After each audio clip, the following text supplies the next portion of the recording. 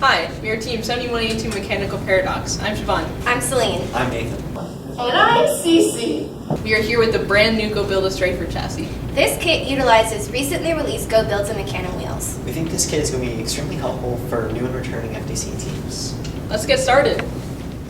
Time to open the box! Wait, you don't have safety glasses! These are all the parts in the kit.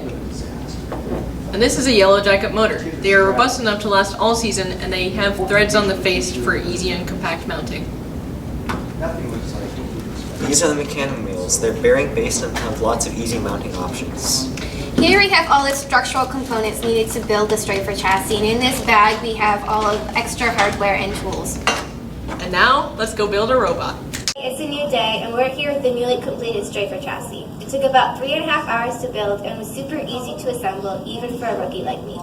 The instructions are online and can be easily accessed from your phone or printed. The link is in the description down below. The motors are inside the U-channel, and it uses bevel gears, so it's really compact. Overall, the robot weighs about 10 pounds. Despite this, it's still very robust.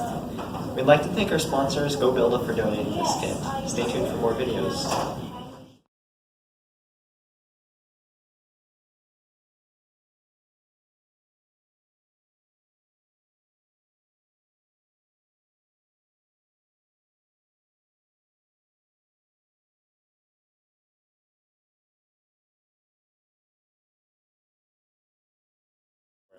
Hi, we are Team 7182 Mechanical Paradox. We are here with the brand new goBilda Strafer chassis.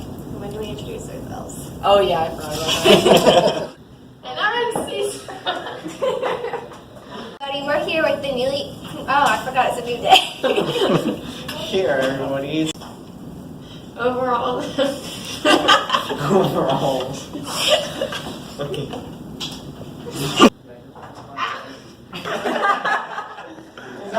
Cut.